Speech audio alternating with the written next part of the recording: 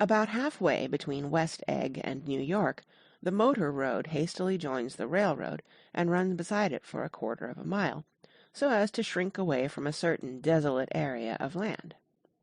This is a valley of ashes, a fantastic farm where ashes grow like wheat into ridges and hills and grotesque gardens, where ashes take the forms of houses and chimneys and rising smoke, and finally, with a transcendent effort, of men who move dimly and already crumbling through the powdery air.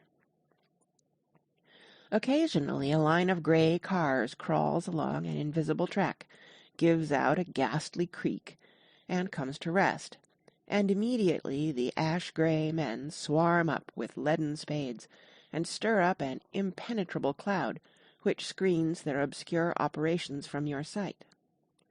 But above the grey land, and the spasms of bleak dust which drift endlessly over it, you perceive, after a moment, the eyes of Dr. T. J. Eckelberg. The eyes of Dr. T. J. Eckelberg are blue and gigantic. Their irises are 1 yard high. They look out of no face, but instead from a pair of enormous yellow spectacles which pass over a non-existent nose. Evidently some wild wag of an oculist set them there to fatten his practice in the borough of Queens, and then sank down himself into eternal blindness, or forgot them and moved away. But his eyes, dimmed a little by many paintless days, under sun and rain, brood on over the solemn dumping-ground. The Valley of Ashes is bounded on one side by a small foul river, and when the drawbridge is up to let barges through, the passengers on waiting trains can stare at the dismal scene for as long as a half an hour. There is always a halt there of at least a minute, and it was because of this that I first met Tom Buchanan's mistress. The fact that he had one was insisted upon wherever he was known. His acquaintances resented the fact that he turned up in popular restaurants with her and, leaving her at a table, sauntered about, chatting with whomsoever he knew. Though I was curious to see her, I had no desire to meet her, but I did. I went up to New York with Tom on the train one afternoon, and when we stopped by the ash-heaps, he jumped to his feet and, taking hold of my elbow, literally forced me from the car. "We're getting off," he insisted. "I want you to meet my girl."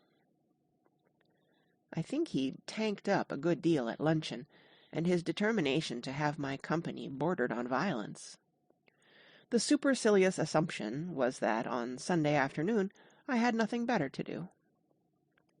I followed him over a low whitewashed railroad fence, and we walked back 100 yards along the road under Dr. Eckelberg's persistent stare.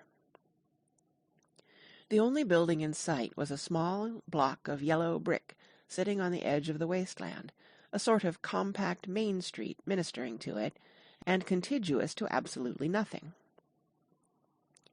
One of the 3 shops it contained was for rent, and another was an all-night restaurant, approached by a trail of ashes. The third was a garage. Repairs, George B. Wilson, cars bought and sold. And I followed Tom inside. The interior was unprosperous and bare. The only car visible was the dust-covered wreck of a Ford, which crouched in a dim corner. It had occurred to me that this shadow of a garage must be a blind, and that sumptuous and romantic apartments were concealed overhead, when the proprietor himself appeared in the door of an office, wiping his hands on a piece of waste. He was a blond, spiritless man, anemic and faintly handsome. When he saw us, a damp gleam of hope sprang into his light blue eyes. "Hello, Wilson, old man," said Tom, slapping him jovially on the shoulder.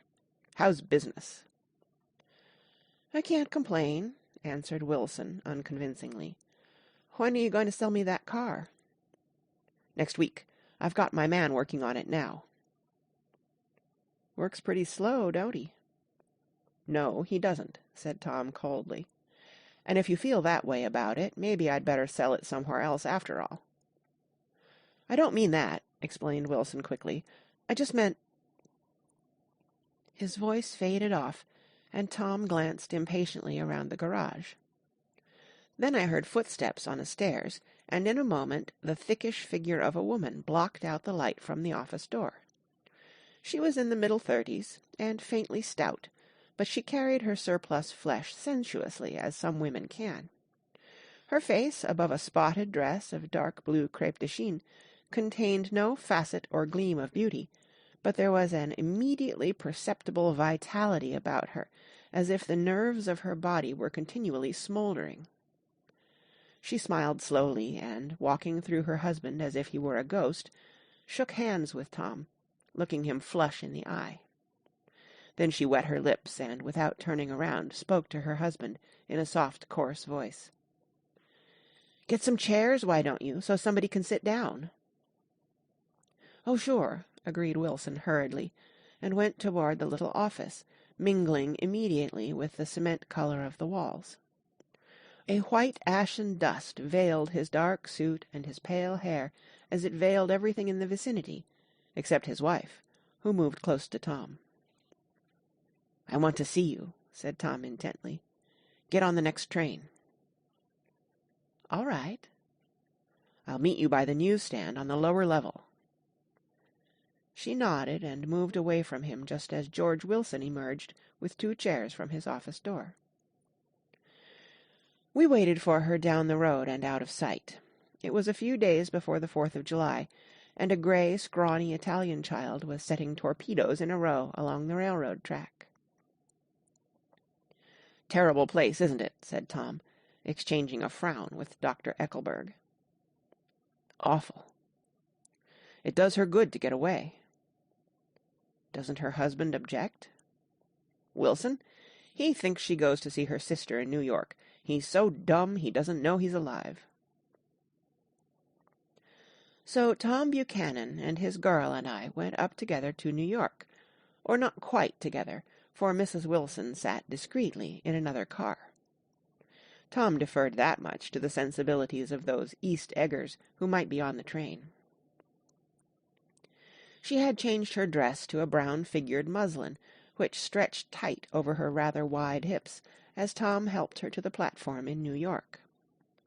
At the newsstand she bought a copy of Town Tattle and a moving picture magazine, and in the station drug-store some cold cream and a small flask of perfume. Upstairs, in the solemn, echoing drive, she let 4 taxicabs drive away before she selected a new one, lavender-colored with grey upholstery, and in this we slid out from the mass of the station into the glowing sunshine. But immediately she turned sharply from the window, and, leaning forward, tapped on the front glass. "I want to get one of those dogs," she said earnestly. "I want to get one for the apartment. They're nice to have, a dog."